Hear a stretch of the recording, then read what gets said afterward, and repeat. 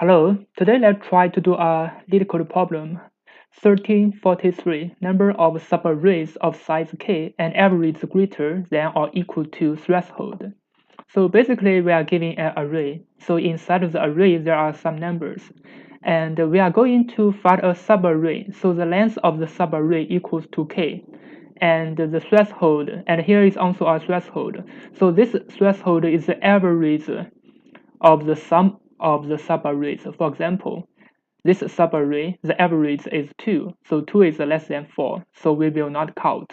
So for example, here, this one, the average of this subarray is 4, so 4 is more than and equal to 4, here, threshold, so we will count as 1. So in total, there are 1, 2, and 3 subarrays. Yeah, and the subarrays should be a continuous array. Yeah, so this is the definition of the subarray. Yeah.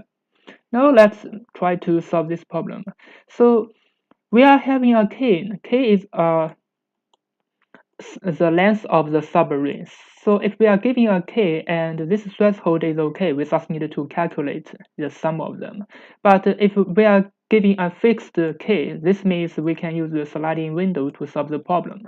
Yeah, and here also the length of the array is 10 to the power of 5. It means we have to use ON or ON log n. So for this kind of a problem, if we use the sliding window, basically it's a ON time complexity, we should solve the problem. Yeah. Now let me define some variables. So I'm going to define a result. So this is what I'm going to return. Yeah. And the result should be 0 from the beginning. And I'm going to define some L pointers. So this is the left pointer. It will start from 0. So this is the template of a sliding window. So for sliding window, we'll define the L pointer. Yeah, normally to 0 or some value else according to the description of the problem. Yeah. And I'm going to have a count because I'm going to use the count to check if the count is more than k times the threshold. Yeah. And the count should be started from 0. Now I'm going to use the for loop, the sliding window, to check. If I need more variables, I will define here. Yeah. So for r, Rn, let's have a number n in enumerate.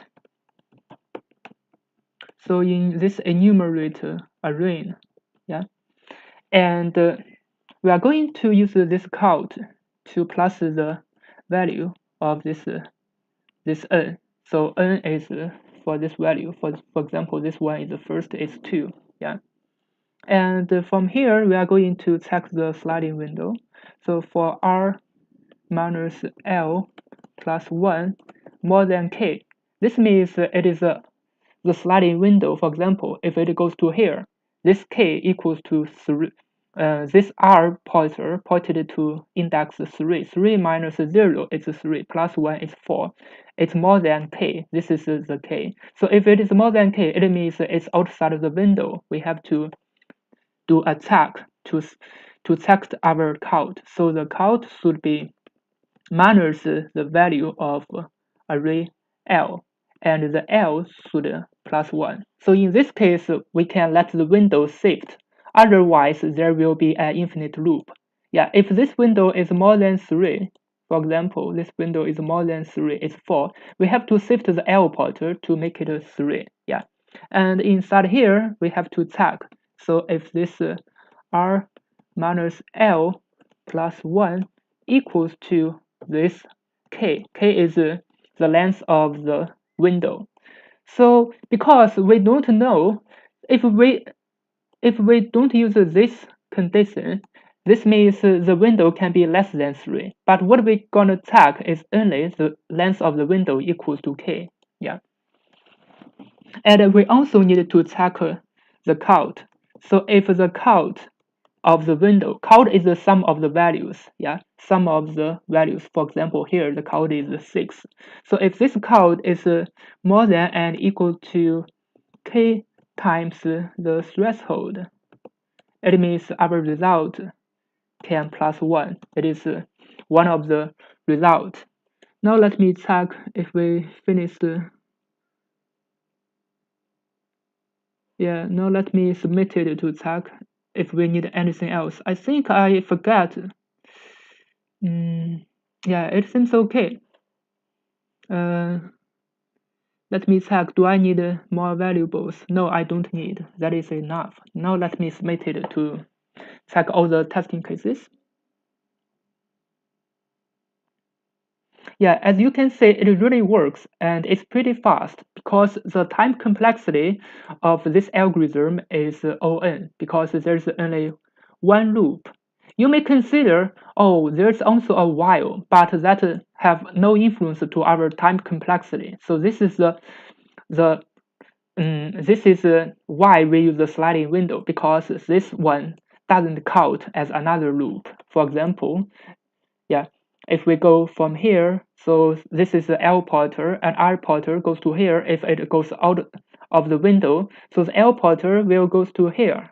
Yeah, and we didn't use any other more calculations. So this is only shift of the sliding window. So for the sliding window, we only shift the pointer. So for example, here the R pointer always move to this one, moves to this two.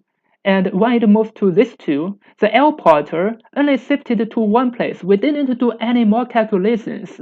Yeah, we only shift a pointer. So when we shift a pointer, we didn't increase the time. So the time is still O(n). Maybe O2 times n, but 2 times n is still big O(n). Yeah. So this is why, because we only shift the L pointer, we didn't do any loops.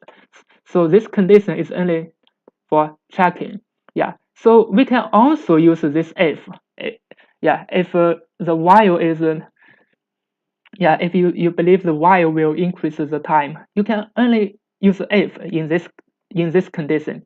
This is only because the window is fixed. Otherwise, you cannot use if. Let me try to check if we can use if or not. Yeah, I believe we can also use if.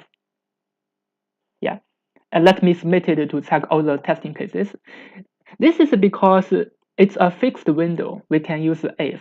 Otherwise, we cannot use if. As you can see, the time, the speed is also similar to the previous one. Yeah, if the window is fixed, we can use if. If the window is not fixed, we don't know. We have to use a while to check.